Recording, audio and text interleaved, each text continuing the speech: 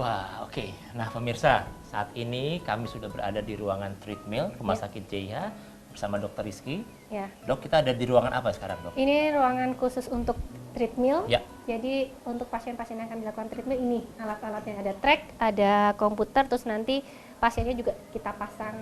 Dan saya sudah siap dengan jubah saya. Untuk Oke. memasang ini kabel-kabel Ya. ini. Oke. Kemudian persiapannya sebenarnya hampir sama, seperti nggak ada persiapan khusus, hanya biasanya kita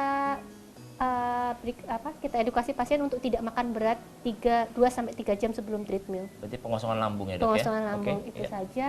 Kemudian pasien kalau bisa datang ke sini dengan baju yang nyaman, sepatu yang nyaman, dan tidak ada gangguan gerak. Misalnya habis pasang pen, habis Oke. ada gangguan Iya. di lutut gitu, biasanya kita tidak lakukan, tidak sarankan.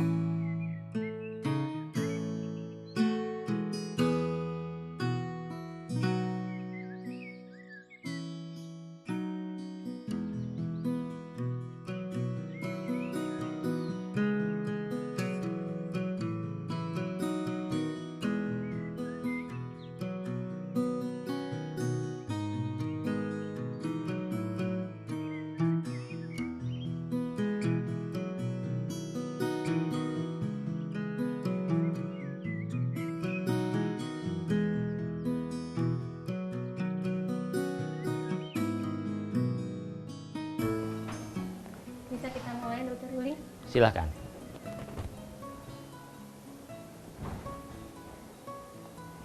Jadi alat ini nanti Iya. akan semakin cepat dan semakin curam Ya. di setiap 3 menit. Iya. Dan di sini nanti kita akan monitor perubahan dari rekam jantung Berarti setiap pasien. seperti yang ada di gym-gym itu ya? Kurang lebih Kalau ya? gym dia tidak landai. Kalau gym kan hanya stagnan Iya, lurus iya, saja. iya. Kalau dia nanti akan mencuram. Dan waktu yang dibutuhkan total? Kita sebenarnya bukan waktu, dokter, kita dari heart rate. Heart target rate ya, oke. Ya. Mulai ya, Dok? Ya.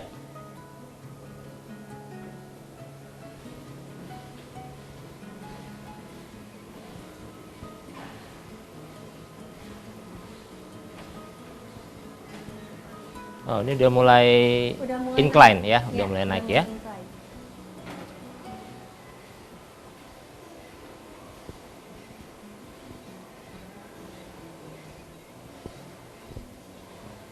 Biasanya pada saat dilakukan treatment ini kita pada pasien kita Ya. edukasikan supaya apapun keluhan yang dirasakan diinformasikan. Sesak, Sesak, nyeri, dada, pusing, oke. minta di stop, sakit kaki semua. Termasuk sakit kaki? Termasuk sakit kaki. Kalau memang misalnya kakinya sudah tidak kuat, ya terpaksa kita harus hentikan. Oh, oke. Artinya pasien tidak diperbolehkan untuk memaksakan diri? Iya, tidak boleh memaksakan Oke, diri. oke. Ya, ya. Iya. Untuk tensi dievaluasi setiap 2 menit.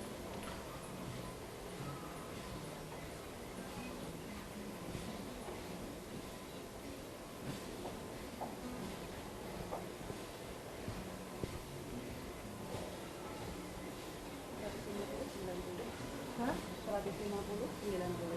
Wah, udah 150?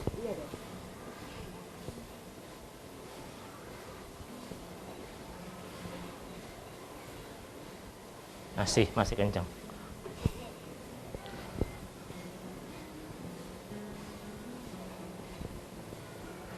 Ada toleransi tensi nggak? Range-nya berapa? Iya, kalau misalnya dia sudah di atas 230, berapapun stage pasien kita harus hentikan. Oke. Iya. 230 untuk berarti untuk sistol untuk yang di atasnya ya? Iya, dan untuk diastoliknya di atas 110.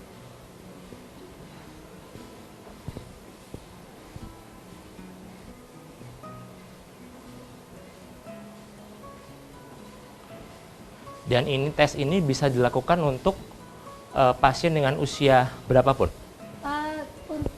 Kalau untuk usia itu sebenarnya kita ada metodenya, Dok. Jadi ada yang namanya metode Bruce, metode Norton, itu beda-beda peruntukannya. Untuk yang geriatri memang kita punya metode sendiri, lebih Oke. pelan, kemudian inklinasinya juga lebih Tidak terlalu curam. Ya,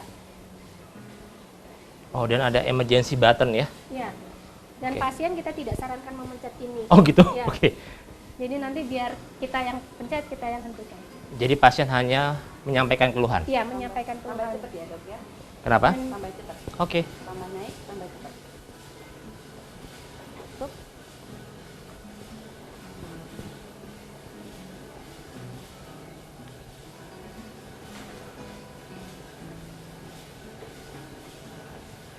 Mulai pelan diikuti sampai berhenti ya dok ya.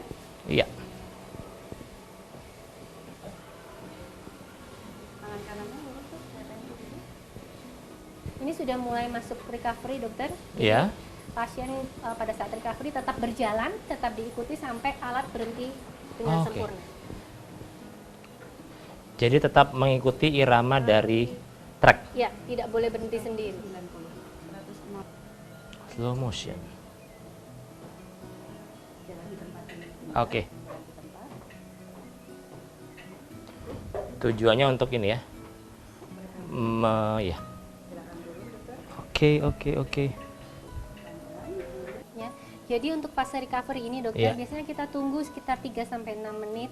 Kita tunggu dari heart rate-nya pasien supaya kembali menjadi normal, kemudian tensinya, dan kalau pada kondisi tertentu, misalnya pasien ada perubahan EKG, iskemik misalnya, kita akan tunggu sampai kembali jadi baseline. Oh, Ya. oke. Untuk mengamankan Jadi benar-benar kembali ke kondisi awal sebelum sebelum dilakukan ya. treatment. Oh, Betul. oke. Kalau sudah Turun kembali ke baseline, baru tes ini kita hentikan. Hentikan. Ya. Oke. Lalu dari tes ini apa saja yang dokter bisa lihat dan berikan informasi kepada pasien? Yang pertama nanti pada saat kita menulis report, kita Oke. harus jelaskan kondisi iskemik pada pasien. Jadi pasien bisa melakukan tes selama beberapa menit, tercapai heart rate-nya berapa, dan selama tes itu ada tidak perubahan dari EKG-nya yang menuju ke arah iskemik. Oke. Yang kedua, kita bisa berikan juga informasi bahwa ada tidak selama latihan itu Keluhan. gangguan irama jantung. Hmm. Gangguan irama jantung, keluhan sudah termasuk ke keluhan iskemik ya. Oke. Ya. Kemudian yang selanjutnya adalah hemodinamik. Jadi bagaimana tensi selama latihan? Apakah ada tensi yang tiba-tiba naik lebih dari 30 mm raksa atau tiba-tiba drop? Ya. Kemudian yang terakhir kita berikan informasi tentang kondisi kebugaran pasien. Oke, berarti cukup lengkap ya, Dok ya? Iya. Dan banyak bisa- informasinya. Iya. Dari banyak pasien mereka melakukan ini apakah untuk preventif ataukah memang sudah terkena penyakit jantung baru melakukan ini? Ada yang preventif, ada yang untuk diagnostik, bahkan ada yang setelah terkena tetap kita lakukan treatment juga Oke. untuk memprediksi jangan sampai terjadi penyumbatan ulang. Kemudian kita untuk merekomendasikan latihan pada pasien. Merekomendasikan latihan. Maksudnya apa itu, Dok? Jadi karena pada pasien jantung kan sering takut beraktivitas, Ya, takut ya. berolahraga. Nah, dengan kita treatment ini kita bisa memberikan assurance bahwa oh Bapak bisa nih latihan sampai tahap ini karena di EKG Oh, oke. di, Berarti tes ini aman. edukasi ke pasien untuk exercise berikutnya. Iya, Oh, oke. Berarti cukup lengkap ya, Dok ya? iya. Lengkap yang bisa dilakukan. Oke, Dok. Jadi kira-kira nih ya, Dok ya, tips-tips apa sih, Dok, yang dokter bisa berikan kepada pemirsa di rumah? Tentang penyakit jantung Yang koroner. paling penting. Yang paling pertama Ya. adalah periksa diri Anda sendiri apakah sudah ada Ya. faktor resiko atau belum. Ya. Yang kedua, pahami gejala tanda awalnya. Ya. Dan yang ketiga, segera melakukan check up bila sudah memiliki faktor risiko. Faktor dan risiko. yang terakhir yang paling penting, keep healthy. Tetap ya, Dok ya. Ya. Jadi tetap prevensi itu akan lebih baik dibandingkan daripada- bila kita sudah terkena. Ya, itu. Nah, memang dan treatment ini salah satu dari hal-hal yang bisa dilakukan untuk kita mengetahui apakah memang kita memiliki kelainan irama jantung atau tidak. Iya, kemudian apakah sudah ada tanda-tanda ke arah penyakit jantung koroner apa belum, kita bisa lihat dari tes ini. Apakah hanya penyakit jantung koroner, Dok, yang bisa diketahui?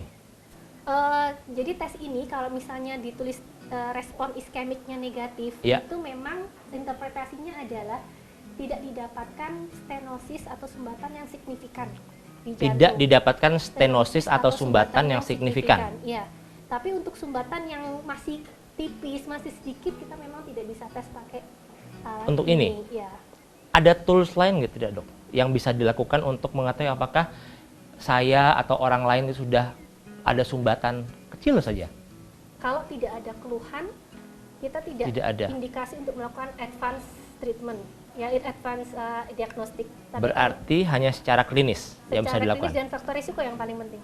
Faktor Identifikasi faktor risiko. Faktor risiko klinis atau yang dirasakan oleh pasien. Iya. Ya. Oke. Dan saya rasa alat-alat ini cukup lengkap ada di Rumah Sakit JIH, Dok ya. Iya. Dan bisa kita lakukan kapanpun. Ya, untuk treadmill harus ada appointment dulu karena kita memang harus persiapan. Oh, tetap harus dengan appointment. Ya. Oke, baik. Nah, pemirsa, dan sekali lagi tetap saya tekankan bahwa prevensi atau pencegahan ya, Dok ya, Ya. itu adalah hal yang sangat penting dibandingkan bila kita sudah terkena penyakit tersebut. Dan ingat, penyakit jantung koroner merupakan penyakit yang sangat mematikan dan angka kematian cukup tinggi ya, Dok ya. Baik pemirsa, kita akan bertemu lagi di acara Healthy Talk di segmen-segmen berikutnya, episode selanjutnya yang membahas mengenai masalah kesehatan yang lain. Dan tetap sehat, keep healthy with Healthy Talk.